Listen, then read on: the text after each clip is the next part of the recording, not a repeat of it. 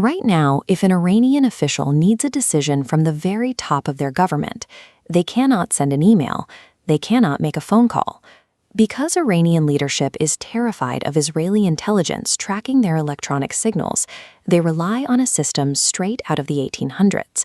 A courier on a motorbike must carry a physical, handwritten note to a hidden location, wait for a handwritten reply, and drive it back. The reason for this extreme isolation has recently come into focus. According to a New York Times report, Supreme Leader Ali Khamenei survived a recent military strike, but he is severely injured and entirely hidden from the public. His physical condition is rapidly deteriorating. Khamenei has undergone 3 surgeries on his leg in just the last 2 months, and it is highly likely he will require a prosthetic. Severe burns to his face and lips have severely compromised his ability to speak. Access to him is strictly limited to his immediate medical team. In an absolute autocracy, a leader who cannot move or speak easily loses their absolute grip. Khamenei is now operating more like a vulnerable director of a board, relying on a small inner circle to make unanimous decisions. That physical weakness has created a massive power vacuum in Tehran, and an aggressive faction is rushing to fill it. That faction is the Islamic Revolutionary Guard Corps, or IRGC, the hardline military wing of the Iranian state. With the supreme leader incapacitated, commanders within the IRGC are making an aggressive play to exploit his weakness. They have initiated a harsh internal purge targeting civilian politicians. The military recently placed key Iranian negotiators under house arrest, and IRGC hardliners have publicly attacked these diplomats, branding them coup plotters in front of the Iranian public. We are watching a real-time shift in authority. The lead civilian negotiator, who was managing direct talks with foreign leaders, has been forced to step down from his role on the negotiating team. IRGC figures are systematically removing civilian oversight to ensure military commanders dictate the country's foreign policy. With the supreme leader confined to a medical bed, the military is executing a coordinated seizure of the state's key levers of power to ensure the regime's survival. The IRGC's domestic panic is unfolding against the backdrop of a massive deployment of U.S. firepower in the Middle East.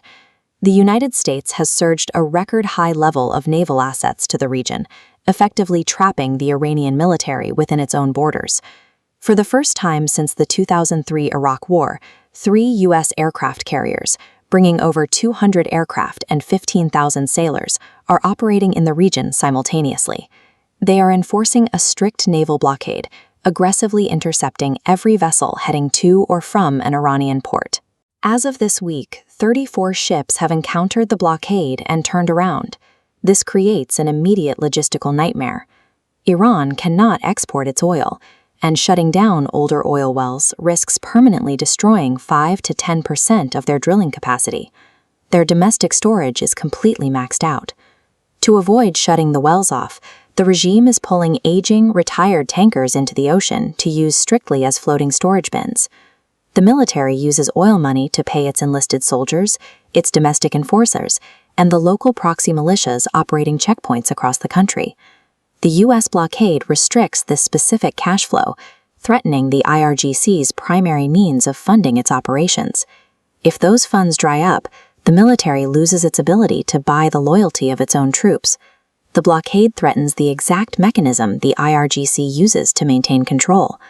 Knowing their treasury is draining, military-backed officials are scrambling to find an exit.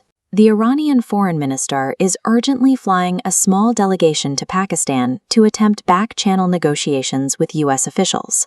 He is also routing a trip through Moscow.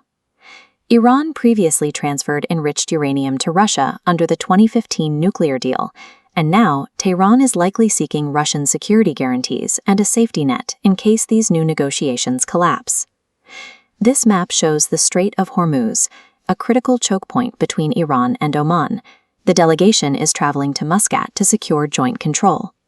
By threatening the strait, the IRGC hopes to manufacture a bargaining chip, demanding sanctions relief for giving up their claim. These diplomatic flights are the maneuvers of an economically cornered military, trying to buy time before their state funds evaporate. Back inside Iran, the IRGC's fear of losing financial control has translated into severe violence against its own citizens. Executions are accelerating. In just the past week, the state executed a 24-year-old student who participated in the January protests, alongside a former employee of Iran's atomic energy organization. Both denied the charges against them, and both were killed swiftly without a fair trial. The judiciary is rapidly processing every death sentence it can. These killings are a calculated warning from the IRGC, designed to preemptively crush any domestic uprisings while the government's finances are highly vulnerable. The internal structure of Tehran has fractured. We are no longer dealing with a complex hybrid government balancing politicians against clerics.